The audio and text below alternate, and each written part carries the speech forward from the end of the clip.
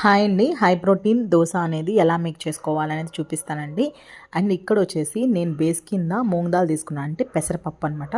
ఇక్కడ 200 grams of పెసరపప్పు ఒక గంట పాటు నానబెట్టుకుంటే సరిపోతుంది. అండ్ 4 పచ్చిమిర్చి అండ్ కొంచెం అల్లం ముక్క ఇట్లా మొత్తం అన్నీ వేసేసుకొని అండ్ 2 స్పూన్లు జీలకర్ర వేసుకున్నాను. అండ్ నేను తీసుకున్న కన్సిస్టెన్సీ ప్రకారం 2 స్పూన్లు ఉప్పు కూడా తీసుకుంటున్నాను అనమాట.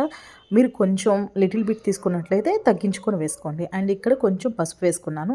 అండ్ మిక్సీ పట్టేసుకున్న తర్వాత కొంచెం పసుపు వేసుకున్నాను. అండ్ ఇక్కడ వచ్చేసి హోమ్ మేడ్ పన్నీర్ అనమాట.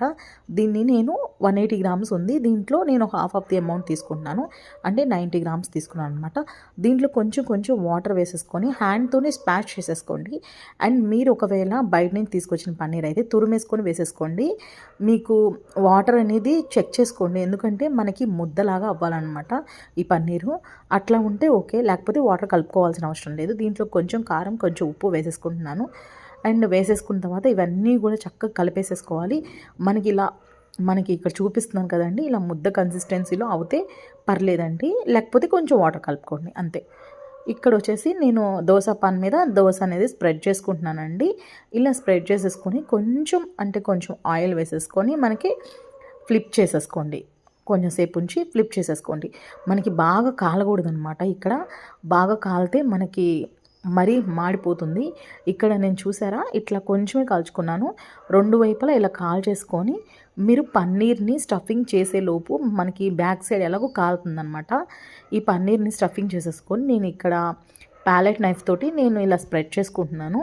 మీ దగ్గర ప్యాలెట్ నైఫ్ లేకపోతే స్పూన్తో కానీ దేనితోనే స్ప్రెడ్ చేసుకోండి. అండ్ దీంట్లో హాఫ్ ఆఫ్ ది ఎగ్ వేస్తున్నాను అనమాట. Half of the amount egg వేస్తున్నాను. ఫుల్ ఎగ్ వేయలేదు, ఓన్లీ హాఫ్ వేసి నేను మళ్ళీ ఫ్లిప్ చేసుకున్నాను. ఇక్కడ మీరు చూసినట్లయితే ఇక్కడ కొంచెం రెడ్గా అయింది, చూసారండి. ఎట్లా రెడ్గా అవుతుందన్నమాట మనం పన్నీర్ స్టఫింగ్. ఒకవేళ మీరు బాగా కాల్ చేశారనుకో ముందలే, ఇంకా రెడ్గా కాలిపోయి నల్లగా మాడిపోతుందన్నమాట. ఇక్కడ వచ్చేసి రెడ్ చట్నీతో నేను సర్వ్ చేసుకుంటున్నాను అనమాట పన్నీర్ ఇక్కడ ఈ దోశని స్టఫింగ్ కోసం మీరు కావాలి అంటే టమాటా సాస్ ఉంటుంది కదండి, దాన్ని కూడా వేసుకోవచ్చు. నేను పిల్లలకైతే నార్మల్గానే ఇచ్చేస్తాను.